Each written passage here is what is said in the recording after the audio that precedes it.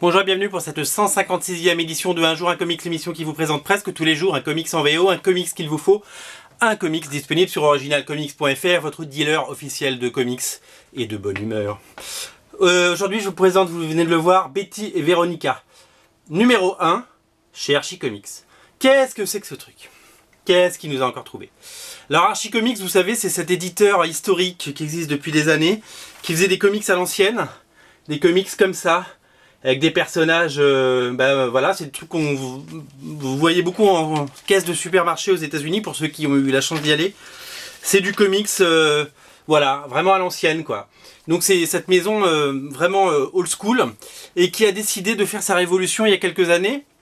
Maintenant, ils ont lancé des séries d'horreur. Déjà, ils ont introduit un personnage gay qui était une révolution puisque c'était très comment dire conservateur Archie Comics, qui avait beaucoup fait parler. Et puis ils ont commencé à créer des séries. Il y en a une qui s'appelle Afterlife with Archie.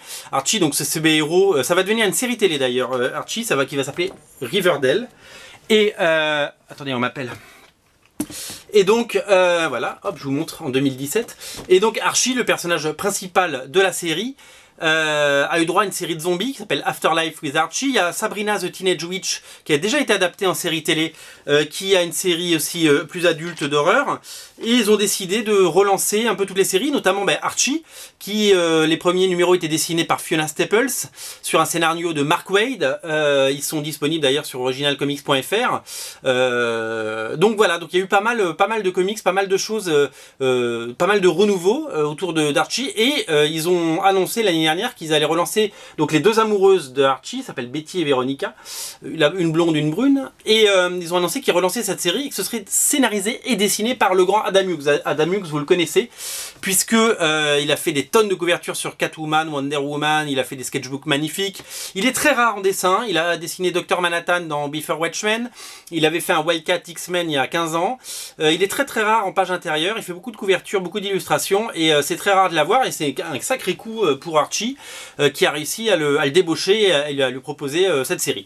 Donc du coup, on retrouve le dessin donc un petit peu dans les mêmes teintes de couleurs, c'est José Villar-Ruiba qui fait les couleurs.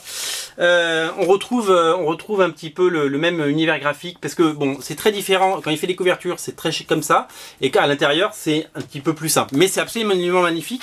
Il n'a pas, voilà, il y a beaucoup de cases, il y a un vrai travail de mise en scène, et il sait toujours faire de la bande dessinée, ce Adam Hughes, et c'est plutôt une excellente nouvelle. Alors, que dire de cette nouvelle série, au-delà du fait que c'est collector et que c'est très rare d'avoir un numéro 1 et un comics de Adam Hughes, et donc je vous invite à sauter dessus. Mission accomplie, j'ai envie de dire, parce que c'est à la fois très frais au niveau du dessin, comme on l'a dit, du graphisme, c'est très beau, c'est très chiadé, et c'est du comics de haute tenue. Je pense que DC Comics aurait adoré avoir Adam Hughes sur Catwoman, Wonder Woman ou Marvel sur des séries prestigieuses. Bah non, il dessine du Archie, il s'en fout. Il dessine ce qu'il a envie, et c'est assez magnifique, et c'est d'une élégance folle. Vous entendez, il y a une mouche là qui tourne autour, ça me rend fou. Et puis le coup de fraîcheur sur la série a eu lieu, c'est-à-dire qu'avant, on l'a compris, avant c'était ça, les canons de beauté, c'était ça l'univers, c'était très pour les enfants, et là on est sur une vraie bande dessinée qu'on prend plaisir à lire, d'une modernité folle, d'une fraîcheur incroyable. Donc mission accomplie. Voilà, si on m'avait dit un jour que j'achèterais du Archie Comics, j'ai acheté Archie, j'ai acheté Afterlife with Archie, maintenant j'achète Betty et Veronica. Je sais pas combien il va faire de numéros, il y a 2 numéros qui sont sollicités pour le moment, il prend son temps.